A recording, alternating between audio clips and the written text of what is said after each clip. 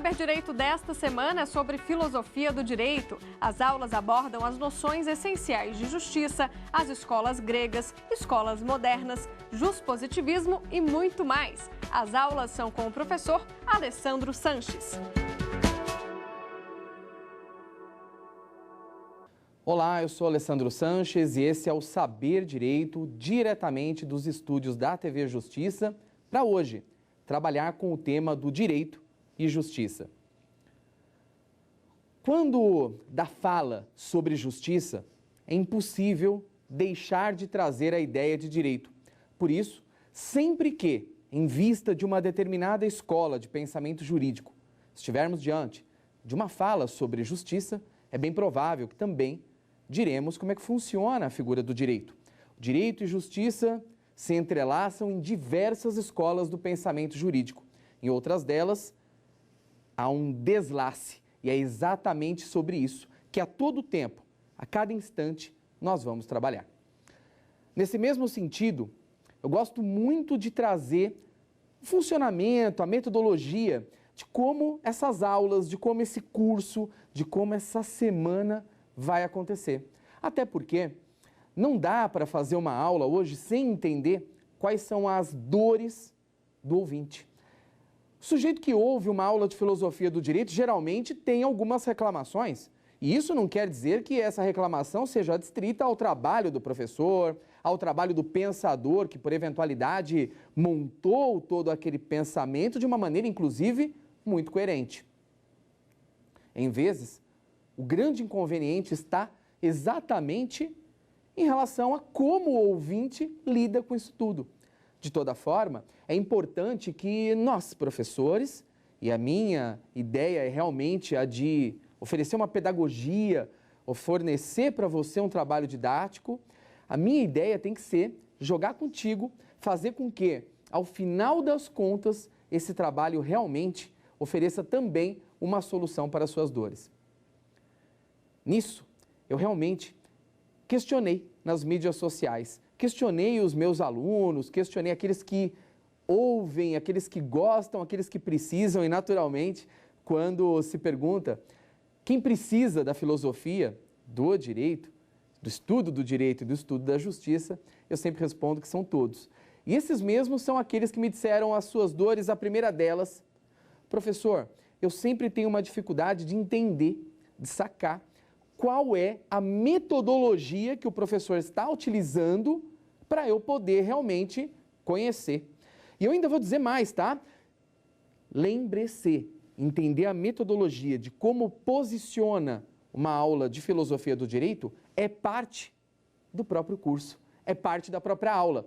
Isso significa que você já está dentro da filosofia do direito no momento que comigo discute quais são os planos, as táticas, as estratégias para você se entregar à filosofia do direito. Isso vai ser muito importante. Mais do que oferecer uma metodologia, uma outra dor que eu sempre percebi é a da sistematização. Então, em vezes, o aluno chega até mim e diz: professor, mas qual é a sistematização? Não parece tudo muito organizado e logo depois da aula, a impressão que eu tenho é que eu preciso compulsar muitas obras. Sem compulsar muitas obras, eu não vou conseguir ter um raciocínio coerente, ter a compreensão, o conhecimento. E a dor não para aí. No final das contas, uma dor que não se afasta do aluno é da linguagem. Linguagem complexa, dita inclusive por alguns doutrinadores, pensadores, se denominar linguagem hermética, de Hermes, uma linguagem oculta, uma linguagem que não é compreendida a não ser com um trabalho prévio. Bom, é verdade que a aula pode ser para você esse trabalho prévio. Nós não precisamos fornecer aulas que sejam todas diretamente relacionadas àquele que já consegue andar pelas figuras do estudo da filosofia do direito com tranquilidade. E aí você percebe os ismos. Nas escolas, jusnaturalismo, juspositivismo, utilitarismo. Professor, mas eu não frequento ainda isso tudo com tranquilidade. Sim. E quais são as formas de solução a essas dores? Vamos lá. Primeira delas, existem maneiras de aplicar a filosofia do direito. Alguns pensadores, alguns escritores preferem trabalhar a filosofia do direito no tempo. Então vão estudando as diversas escolas do pensamento jurídico, desde as primeiras, necessariamente as gregas, até as contemporâneas. Isso vai fazer com que a obra passe necessariamente por ao menos 4 fases: a fase grega, a fase medieval, a moderna, e aí nós já estamos principalmente nos autores ali do século XVIII, do século XIX, e finalmente o contemporâneo. Então, pelo menos 4 fases. Existe aquele que separa os temas da filosofia ou os temas da filosofia do direito, e isso é uma discussão que a gente vai trabalhar ainda mais à frente, se filosofia ou filosofia do direito, separam mesmo por temas. Olha, nós vamos lidar com o conceito de direito, depois com a justiça, depois com a ético-moral. Ou então, buscam as próprias divisões ramificadas sobre a filosofia ou mesmo a filosofia do direito, e assim vão traçando um formato de trabalho para você. Existem ainda outros métodos, professor? Sim, o das escolas, traçando escolas do pensamento jurídico. E aí é natural que a tua pergunta agora seja: qual será aquela que nós vamos utilizar? Sim, a metodologia aqui utilizada será a do tempo e das escolas de pensamento. Isso significa que nós vamos começar pelas escolas gregas, pré-socráticas e socráticas, vamos passar pelas medievais ao longo de todas as 5 aulas desse curso, vamos chegar até as modernas, para que, finalmente, tenhamos a condição de discutir os contemporâneos. Isso tudo vai fazer com que você tenha, ao mesmo tempo, uma tranquilidade da compreensão do tempo em que todas as diversas doutrinas e escolas do pensamento foram assim posicionadas, e mais do que isso, as próprias escolas do pensamento. E aí, a discussão dos autores. Até porque a filosofia, ela mostra uma metodologia. Eu não quero aqui discutir ainda se a filosofia é uma ciência, se é uma técnica, uma metodologia, mas é fato perceber sim uma metodologia. A percepção disso se dá com os primeiros filósofos que tinham uma avidez, um comprometimento com a sabedoria, a ideia de fazer com que os diversos objetos de seu estudo fossem compreendidos não somente em vista daquela base senso comum. Eu bato com um relógio e pergunto que horas são. Isso para mim é suficiente. A professora Marilena Chauí, em sua obra, ela inclusive coloca desse modo que a grande diferença entre o sujeito do senso comum e o filósofo, o senso filosófico, está no fato de que, olhando para um relógio, a pessoa do senso comum, ela pergunta que horas são. A pessoa do senso filosófico quer saber o que é o tempo.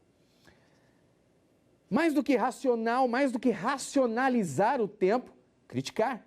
Há determinadas escolas, a título de exemplo, que dizem: para que algo seja realmente compreendido, é necessário inclusive negar, criticar, perguntar, fazer questionamentos de complexidade, fazendo aparecer daí uma série de verdades. E aqui não estamos ainda trazendo o conceito de verdade.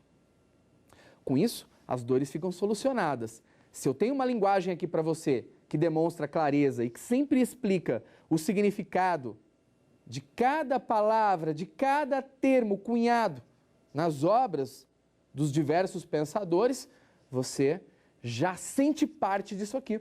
E o que eu pretendo é isso, fazer um discurso em que, mais do que trazer para você o meu trabalho, fazer com que esse mesmo trabalho seja você. Pensado também a necessidade dessa linguagem clara, até porque sempre costumo dizer que aulas de filosofia, cursos que não vão ultrapassar 6 horas, 7 horas ou 8 horas, eles geralmente apresentam aquele determinado tema. Seria leviano acreditar que, após mais de 2.500 anos de pensadores, um determinado tema possa ser realmente solucionado, resolvido em 5, 6 horas de maneira extremamente profunda. Não quer dizer que estaremos diante de um pensamento raso, mas sim que temos limitações, e temos. E é exatamente isso que eu pretendo para você, colocá-lo nessas discussões, solucionando essas dores todas. Ótimo? A metodologia, esse início, esse meio, esse fim, apresentado e discutido, já te insere na filosofia do direito. Mais do que isso, a pergunta: o que é a filosofia?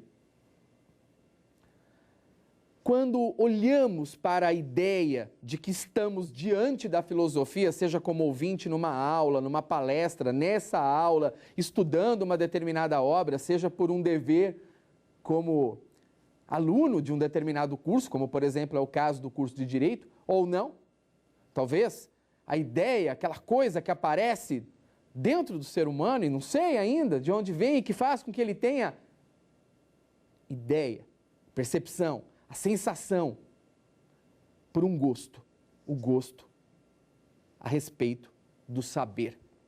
A filosofia, olhando para o aspecto relacionado à etimologia da palavra, ela vai significar filo, sofia, amor pela sabedoria. Sim, Sofia. Como naquela obra extremamente didática, romanceada lá, O Mundo de Sofia. Exato. O Mundo de Sofia, em que ali se posiciona a ideia de sabedoria no romance escandinavo, fazendo com que você circule pelas diversas obras do pensamento, pelos diversos autores e pelas diversas escolas. A filosofia será, sim, perceptível como um conhecimento, a busca de um conhecimento, uma sabedoria ocidental. Isso não quer dizer que somente ocidental, não quer dizer que os primeiros assim considerados filósofos não tenham buscado fontes orientais. Mas, naturalmente, o que se percebe é que a Grécia Antiga, ela remete a filosofia para o Ocidente, chegando principalmente em determinado momento na Europa. E isso vai fazer com que venhamos a pensar uma filosofia, sim, ocidental, iniciada com os pré-socráticos, sujeitos que olham para a natureza, que estudam e refletem a natureza, os considerados assim primeiros, e que vão posicionando diversas formas de pensar, que não necessariamente têm ali uma mesma maneira, um mesmo direcionamento, mas que são reunidos por dois fatos extremamente importantes. Os primeiros filósofos, chamados assim pré-socráticos, eles são reunidos pelo fato de estarem em condição oposta ou em tempo distinto ao de Sócrates. Nem sempre eles estão pré-Sócrates, mas, em regra, eles não pensam de acordo com o raciocínio socrático em relação às obras que assim podem se posicionar. Mais do que isso, a partir daí começa a evolução, em que os pré-socráticos mostram lá o seu modo de pensar e, de repente, outras escolas vão surgindo, vão mostrando o pensamento crítico. É assim que a filosofia se desenvolve. Essa é a ideia de funcionamento da filosofia. Uma coisa extremamente interessante de colocar para você é que, dentro da filosofia, nós vamos estudar uma série de assuntos. A filosofia, inicialmente, com os chamados pré-socráticos, e talvez você já queira ter aí uma primeira noção de tempo, se esses assim são considerados os primeiros, e assim como muitas escolas vão tratar Tales de Mileto como o primeiro, é importante que você tenha um conhecimento sobre mais ou menos em que momento histórico eles estão. Estão antes de Cristo. 5 antes de Cristo é um ano bom para dizer, porque pouco antes, pouco depois, você consegue posicionar o trabalho de boa parte desses. Os primeiros, e se nós olharmos para uma questão cronológica, para uma questão tempo, visualizaremos primeiros como sim, esses, os chamados pré-socráticos antes de Sócrates. Alguns contemporâneos, mas sempre em modo oposto e olhando para a natureza, Tales de Mileto, Anaximandro, Anaximenes, entre outros, Pitágoras e nomes diversos como, inclusive, Protágoras, que no estudo do direito aparece demais. Por quê? Eles formam ali uma unidade que estuda o cosmo, a cosmologia, a natureza, os astros. Mas eles são pessoas que olham os astros e é exatamente isso que fazem sempre? Não, não.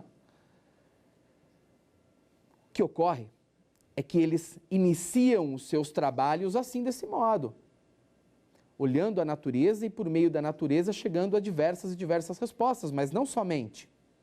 Não podemos nos esquecer que eles também se encarregam do estudo do ser. Eles também se encarregam de estudos antropocêntricos. Esses primeiros filósofos, os pré-socráticos, nem sempre aparecem em demasia. Eles nem sempre surgem nas diversas doutrinas de filosofia do direito. E por que não? Porque as obras dos pré-socráticos não são encontradas, não são localizadas, não são posicionadas. Professor, como é que então nós conseguimos saber o seu pensamento? O pensamento dos pré-socráticos, ele vem por intermédio, principalmente, das obras platônicas. Platão escreve uma série delas, a principal, talvez assim, a República.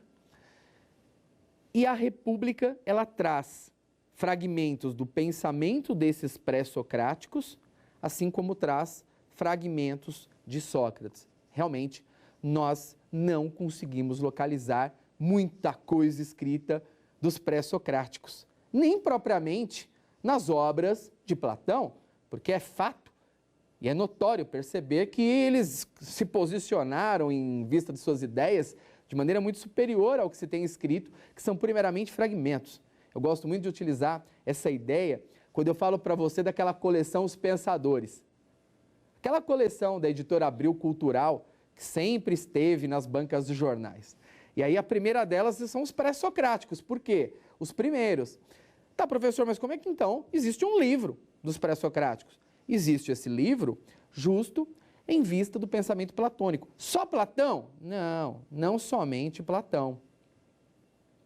Isso vai significar que os estudiosos, eles foram buscar, eles foram interpretar, eles foram comentar em vista de obras outras. E aí vários e vários são aqueles pensadores, inclusive daquela época contemporâneas, que deixaram ali obras e fragmentos e passagens do modo de pensar de Tales, Anaximandro, Anaximenes, e aí dá para citar Xenofonte, mas não precisa citar somente esse. De toda maneira, o que eu quero colocar, o que eu quero posicionar é que o que nós temos acerca dos pré-socráticos e de Sócrates é precário. E por essa precariedade é também existente o fato de que se discute menos, inclusive quando o assunto é direito e quando o assunto é justiça, desses pré-socráticos. Quando eu digo discute menos, não quero dizer não há discussão. Muito pelo contrário, há professores e há pensadores e há filósofos por formação. Sabemos que há uma distinção entre o filósofo por formação de filosofia e o assim considerado filósofo porque ofereceu uma grande contribuição filosófica, como Platão ofereceu, como Aristóteles, entre mais. Porém, sabemos, filósofos por formação, professores de filosofia, filósofos por contribuição, esses todos são muitos os que encarregam justamente do trabalho de oferecer algum plano de pensamento desses. Professor, como é que vai ser a figura do direito e da justiça? Como é que nós vamos estudar direito e justiça nesses, nos pré-socráticos e em Sócrates? Sim, pelos planos, fragmentos deixados por eles, nós vamos buscar interpretações de pensadores e, por meio dessas interpretações, traduzir ideias acerca desses pensadores todos. Ótimo. Então, a filosofia, ela vem justamente em vista do trabalho desses primeiros originais, um trabalho que se posiciona num comprometimento de buscar saber. E agora, eu preciso dizer mais a esse respeito. Quando nós falamos filosofia, nós temos que entender que esse buscar saber, ele é em primeiro, contemplativo, de observação e análise, não somente contemplativo, como também crítico. Portanto, não se trata de uma contemplação passiva. Quando assim digo, demonstro que Tales de Mileto, Anaximandro, são pessoas que se retiram, que se afastam do objeto que está sendo estudado, para que, em posição externa, acima, eles possam realmente ter ideia do real, sem entrelaçar, sem se entrelaçar com o objeto. Quando alguém procura um psicólogo, qual é o trabalho do psicólogo? É oferecer algo que a própria pessoa não consegue, justamente porque o psicólogo é externo ao problema, àquela determinada situação. E aqui a ideia não é confundi-lo no pensamento da filosofia, mas demonstrar, inclusive, algo que gostei bastante de ler na obra do professor Eduardo Bittar, escrita em conjunto com o professor Guilherme Assis Almeida, uma obra que eu indico e gosto. Gosto por algumas razões. Uma delas, a obra é extremamente didática. Ela posiciona, sim, um trabalho temático. Então, ela tem um índice somente temático? Tem, mas ela também tem um índice cronológico das escolas de pensamento. Eu costumo indicar bastante para os meus alunos. E ali, o professor Eduardo Bittar e o professor Guilherme de Assis Almeida, ele não oferece um plano didático-pedagógico primeiramente, mas também reflexivo. E dentre as reflexões, em passagens diversas e muito próximas, ele vai dizer que o filósofo ele pode se assemelhar à coruja, inclusive um símbolo que muito se localiza em vista do filósofo.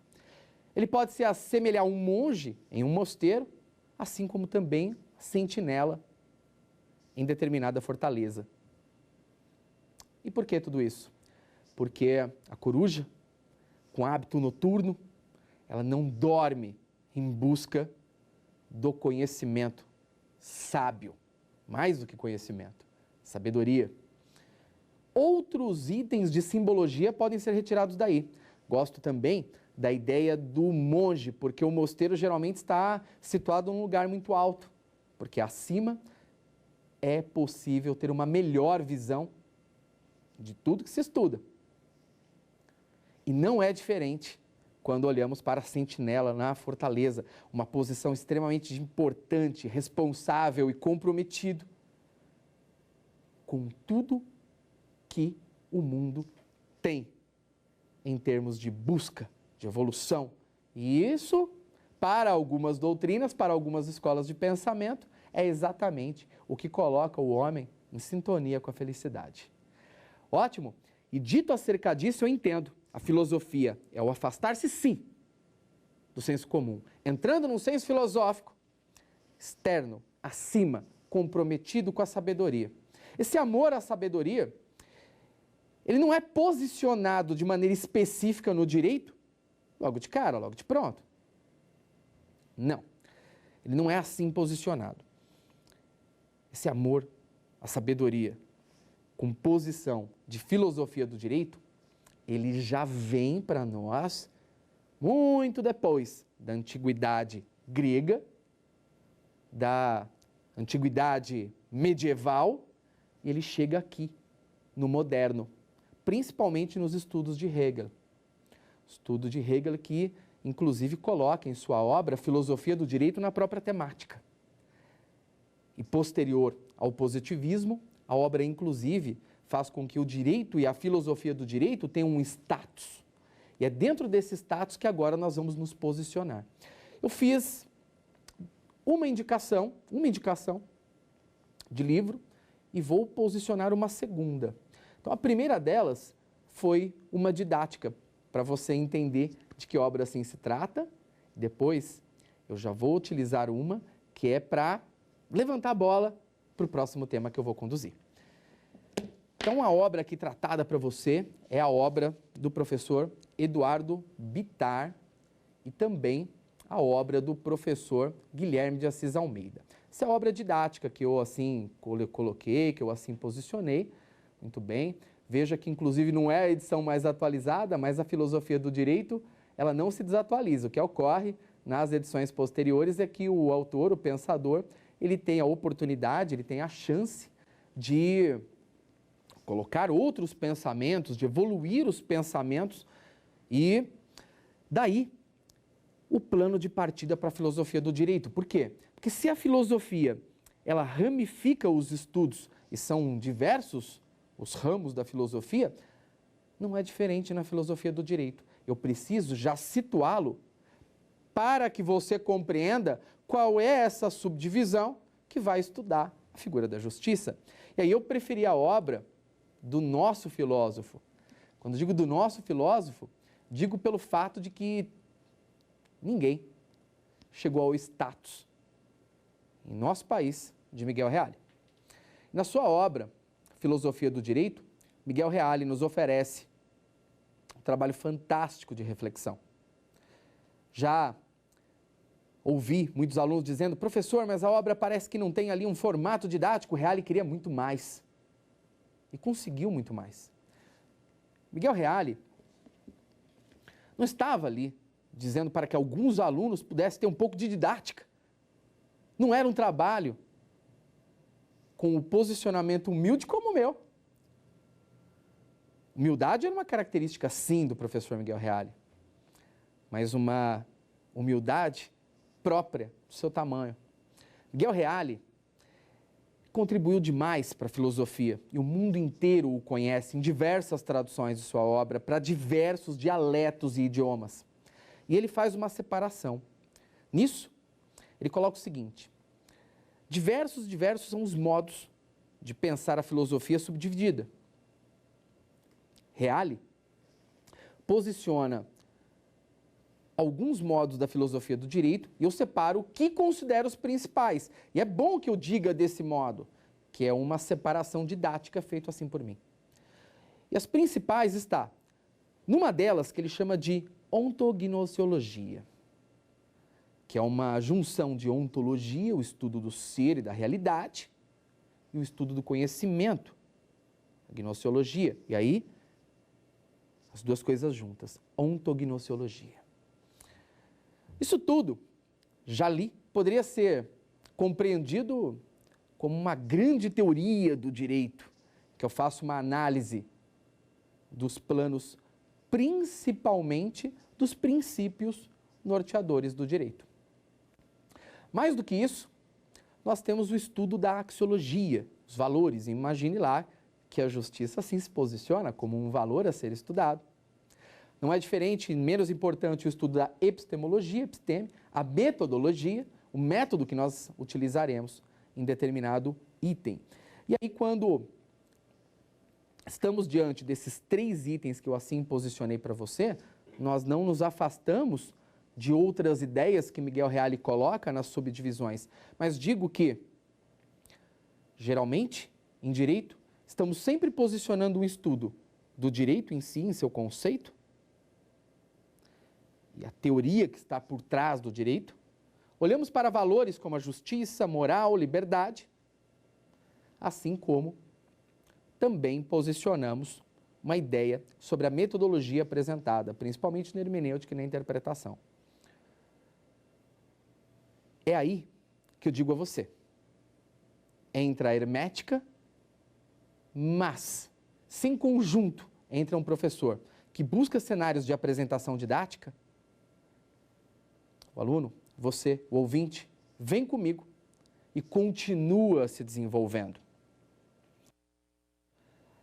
Dentro desse cenário é que eu vou trazer para você agora um teste de conhecimento. Vamos lá? Vamos conhecer então agora o que você compreendeu acerca dessa primeira explanação.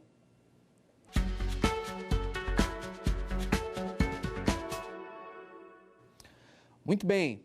A subdivisão da filosofia que estuda os valores, como a justiça, se denomina, letra A, epistemologia, B, deontologia, C, axiologia ou D, sociologia. Então agora o questionamento para você, um tempinho aí para você tentar fazer e já sabe aí, já tem em mente a resposta? Acredito que sim. Então, nós já temos a condição de oferecer a resposta, né? E aí, a resposta correta é axiologia, da letra C. Muito, muito bem. Letra C, axiologia. Quando assim, visualizamos que a epistemologia olha para a metodologia, a axiologia olha para os valores. Quando olhamos para a deontologia, estamos ali analisando a ética. E é verdade que a filosofia do direito, em grande parte, era estudada na filosofia política ou na ética. Como disse há um pouquinho de tempo, Hegel, em sua obra, que se intitula, dentro de seu nome, para demonstrar a filosofia do direito, ele busca um status distinto, mais alto. Assim como não é diferente a ideia kelseniana, moderna, do filósofo austríaco, que com o positivismo consegue fazer que, sim, tenhamos uma ideia de direito a partir do próprio direito. Uma ideia formal, sobe também o status, e aí a filosofia do direito aparece o tempo todo. Os meus alunos gostam de falar assim para mim: professor, existe ou não existe filosofia do direito? Aí é fato dizer que, quando estávamos ali estudando as escolas gregas, quando o estudo ainda estava nas escolas medievais, não havia o que falar em uma filosofia do direito. Mas, na moderna, em determinado momento e em vista de certos pensadores, sim, podemos começar a tratar a ideia de uma filosofia do direito. Miguel Reale explica que é ali que acontecem os estudos de diversos processos históricos, culturais, axiológicos, não ipsis literis, relacionados todos com a experiência jurídica. Eu gosto de oferecer, e gosto muito de oferecer, um dado, que é a respeito da Resolução 75 de 2009 do CNJ. A Resolução 75 de 2009 do CNJ, ela coloca algumas matérias que devem ser posicionadas no estudo para determinados concursos, como o da magistratura. A resolução escolhe o conceito de direito. Logicamente que esse conceito não é um conceito base, mas é a ideia de direito nas diversas escolas do pensamento jurídico. Ali, nós também visualizamos a ideia de justiça, principalmente em sentido lato, sentido estrito, e aí a gente já visualiza Aristóteles, muito atual, aparecendo aí nas provas todas, em concursos. Não é diferente quando olhamos para a moral e o direito, para que, finalmente, o posicionamento da hermenêutica, da interpretação, da superação dos métodos de interpretação e também a lógica do razoável, por que não, cuidar da equidade. A Resolução 75 tem esse resumo. Parece que, de maneira contemporânea em nosso país, escolhemos esses temas como aqueles que refletem o que o professor Miguel Reale vai dizer como os processos históricos, axiológicos e culturais, no estudo dos diversos temas da experiência jurídica.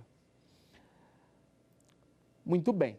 E agora, o que eu quero mostrar para você é que, se a filosofia ela tem cunho investigativo, a pergunta é: o que é o direito? E dentro da pergunta, o que é o direito, nos surge ainda uma outra: o que é a justiça? Agora vem o seu questionamento.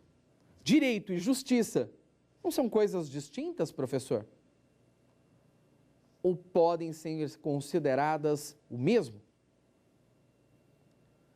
Se nós pensarmos como hoje, com a mente que temos hoje, depois do estudo das escolas pré-socráticas gregas, socráticas, medievais, modernas, passando pelo positivismo e os filósofos contemporâneos, professor Miguel Reale, filósofo Miguel Reale, grande Miguel Reale, se nos posicionarmos diante disso, perceberemos que direito e justiça ganham afastamento mas nem sempre foi assim. Estudar o que é o direito não é procurar uma resposta simplista, como um conjunto de regras, normas e princípios para a convivência em sociedade. Não é só isso. A ideia é saber mesmo o que pensavam os filósofos acerca do direito.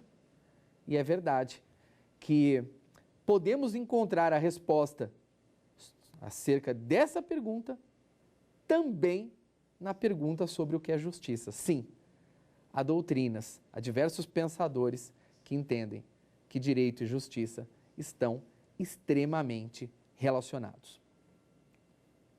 Os pensadores pré-socráticos, eles têm sim uma unicidade em vista da natureza, mas os pensamentos de cada um desses diversos pensadores é muito distinto. Sobre direito e justiça, há aqueles que olham para a physis, a natureza, e aí olhamos para a natureza também enquanto razão divina.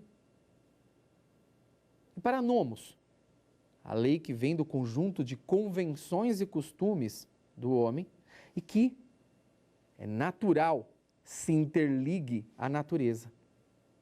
Assim, a physis, a natureza, a ligação do homem com a divindade, com a razão divina. Ela naturalmente comporta o conjunto de regras que vai sobrepor as regras relacionadas com as convenções dos seres humanos.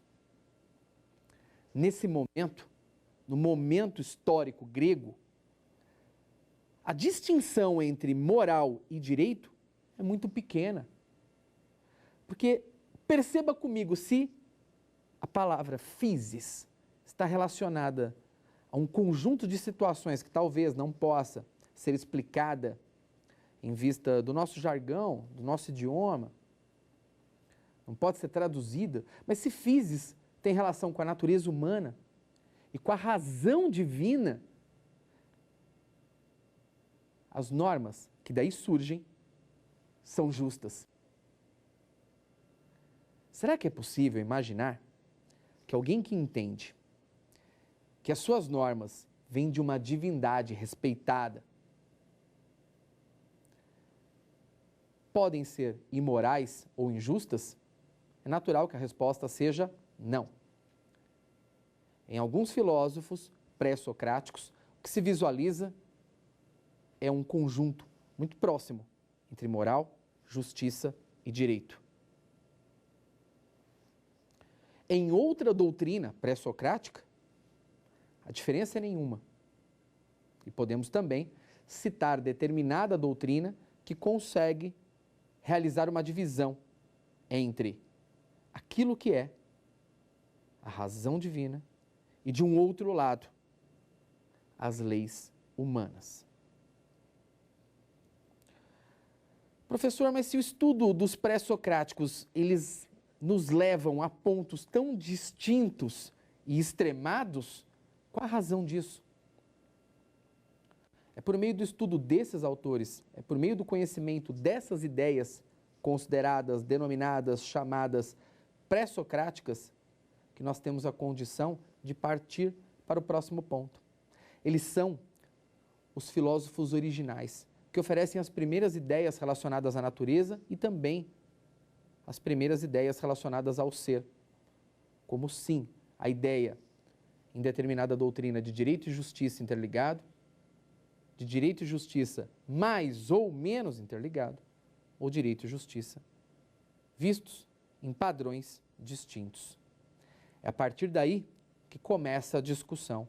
É a partir desse tipo de pensamento que eu tenho a condição de partir para o estudo dos pensamentos que vêm depois, dos pensamentos que vêm nos chamados filósofos socráticos, Sócrates, Platão, e entender e conhecer e compreender aquela ideia de justiça como dar a cada um o que lhe é devido. Significando que, em boa parte das vezes, a legislação tem um cunho de razão divina a respeito de dar a cada um aquilo que é seu. O dar a cada um aquilo que é seu, o dar a cada um aquilo que lhe é devido, não é uma figura localizada, encontrada primeiramente na filosofia platônica, mas também encontrado em outros raciocínios. E aí eu chego num ponto extremamente interessante em nosso encontro, um ponto importante em nossa aula. É nesse ponto, é nesse minuto que eu consigo mostrar um fator de grande importância para a filosofia, que é a problematização do tema. Nós já temos um ponto de partida acerca de perguntas que são realizadas para que obtenhamos as suas respostas. E o ponto de partida é esse. O que é o direito?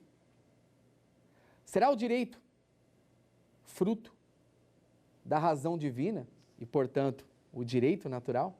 Será o direito fruto da razão divina e, portanto, o direito, a lei, é a própria razão divina, como se uma questão una, como se houvesse uma unicidade entre os dois elementos? Será a razão divina posicionadora, de maneira principiológica, a conduzir as leis? Ou por que não, como Protágoras, que também é um pré-socrático, será que há de fato uma distinção entre esses dois itens? É exatamente a partir disso que nesse encontro sobre as noções essenciais de justiça, da justiça, nós estamos. Sabemos exatamente a metodologia tratada e já estamos nessa metodologia. Sabemos a área de desenvolvimento da filosofia e da filosofia do direito. E daqui eu traço uma rota de início. Por quê? As nossas aulas que seguem, elas vêm para posicionar esses itens, o direito e a justiça, partindo de pontos iniciados. Agora, nos pré-socráticos e socráticos, nas escolas medievais, estoicas e cristãs, no justnaturalismo, iluminismo, racionalismo e também nos contemporâneos. Vamos tomar como ponto de partida essa ideia de direito natural existente de maneira prevalente na Grécia, mas não em todos os pensadores pré-socráticos e socráticos. Esse ponto de partida da razão divina é o que vai fazer com que tenhamos a condição de discutir todos os temas a partir daqui, a partir desse tempo. E aí eu vou me aproveitar com mais um teste de conhecimento.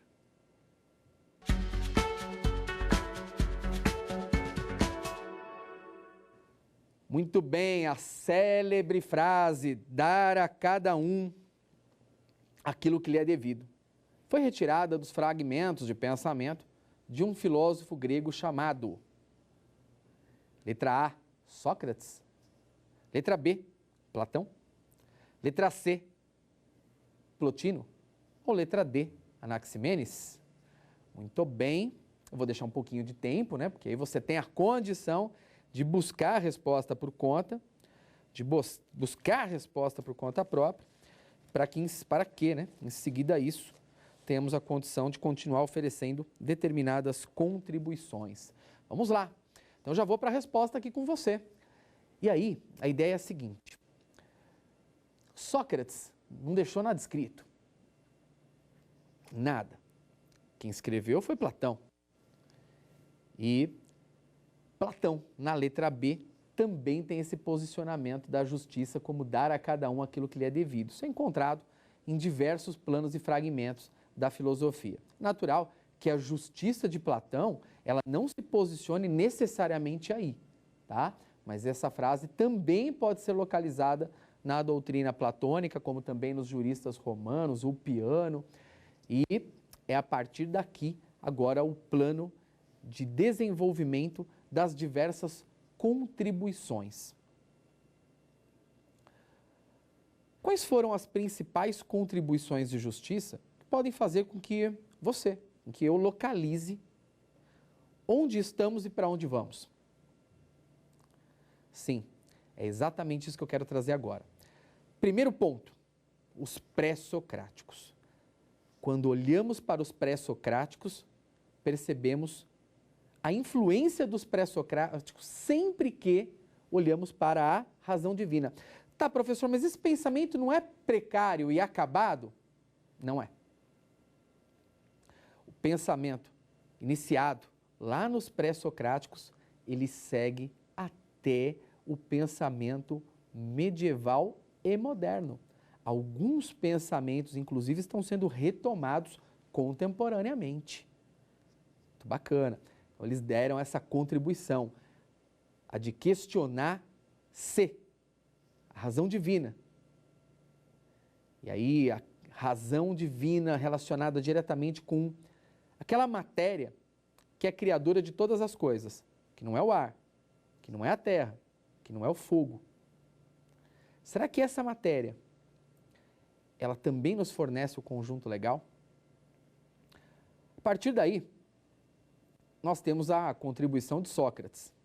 Sócrates é super bem posicionado em relação ao fato de que também não deixou nada escrito, mas que tudo que sabemos sobre Sócrates vem do pensamento de seu discípulo, Platão.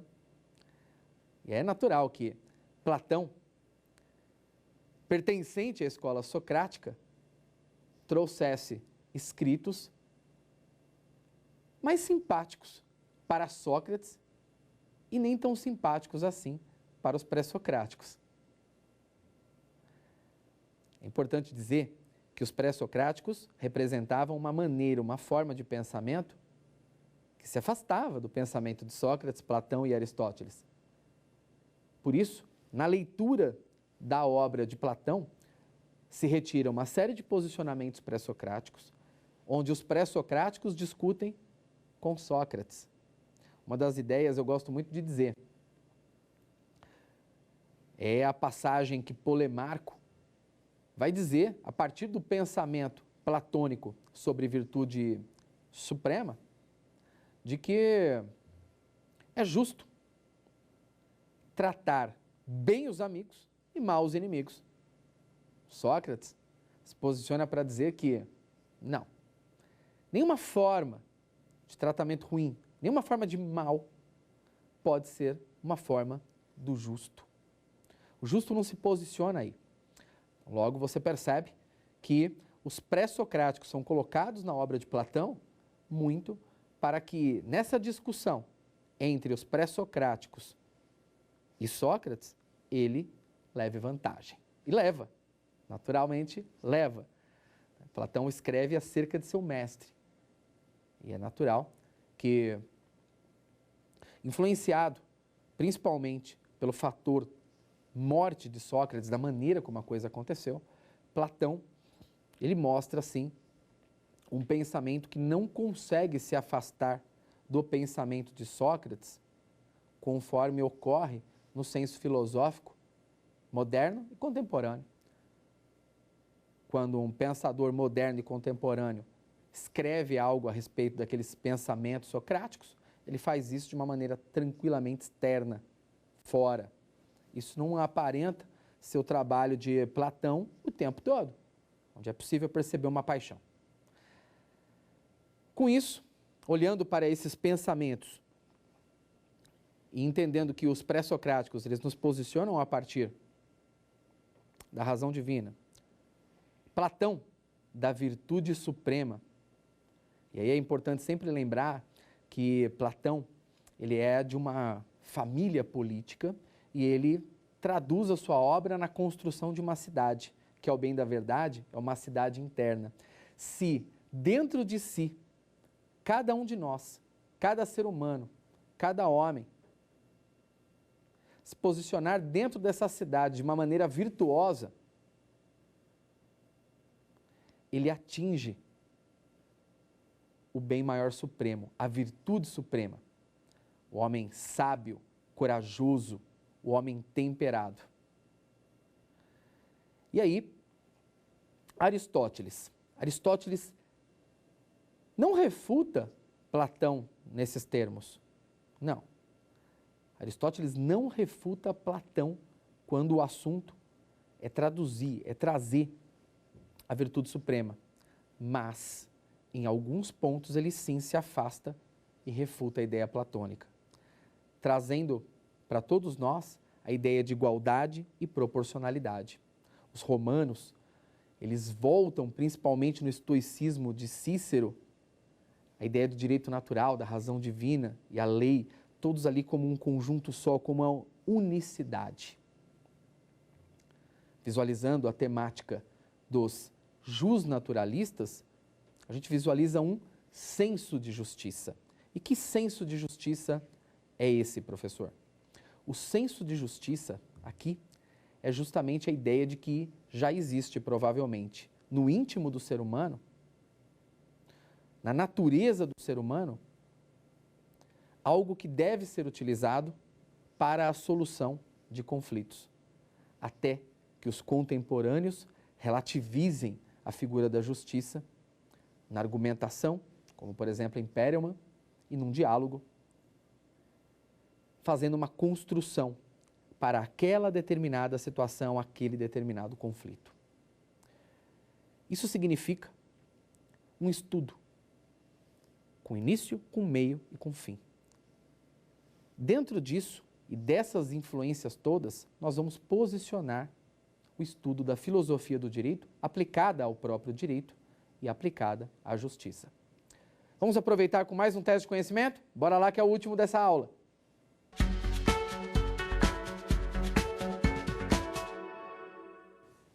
No período clássico, prevalecia a ideia de que a justiça, letra A, se confundia com o direito, B, apresentava um pensamento autônomo ao direito, racionalizava os seus ideais, D, não era um ponto a ser estudado. Bom, vou deixar vocês tentarem aí, vocês chegarem na busca de que precisam. Muito bem. E aí, a resposta claramente está aí na letra A. Ela se confundia com o direito. Quando falamos se confundia com o direito, visualizamos um pensamento prevalente, mas é importante lembrar, né? Cada um dos pensadores tem o seu raciocínio autônomo, próprio, é apenas uma forma de te posicionar aquela época, aquele período grego, aquele período clássico. Muito bem, e com isso nós vamos seguindo a um momento em que chegamos ao ponto que se desejava, ao ponto que desejávamos, um ponto em que você conhece a noção de filosofia, um ponto em que você conhece, você tem uma noção de filosofia do direito e por onde vamos tomar os nossos estudos, no direito e na justiça, inclusive um ponto de partida. Os principais influenciadores em ordem cronológica, perceba, idade clássica, estudo da razão. Agora eu estou usando a outra metodologia, idade clássica grega. Depois, a idade medieval, e ainda estamos nesse posicionamento entre a razão divina e as leis. Em um momento, o pensamento é como se tudo estivesse em sintonia, em harmonia, uma unicidade. Num outro tempo, de maneira dualista, as leis na cidade de Deus de um lado e na cidade dos homens ainda de um outro. Para que, num outro momento, nós estivéssemos aí diante de uma relativização da figura da justiça. Muito bem. Chegado a esse ponto, a compreensão de resumo, vamos agora nos preparando aí, já vai se preparando para a próxima aula. Porque na próxima aula, a gente vai trabalhar de uma maneira mais forte, mais pesada nas escolas gregas. Até!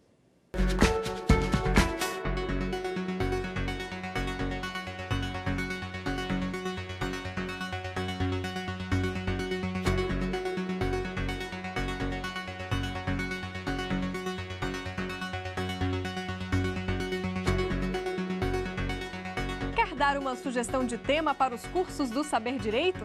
É só mandar um e-mail para a gente, saberdireito@stf.jus.br, ou então entre em contato pelo nosso WhatsApp O número é este que aparece na sua tela. Você também pode estudar pela internet. Acesse tvjustiça.jus.br. Reveja ainda as aulas no nosso canal do YouTube, TV Justiça Oficial.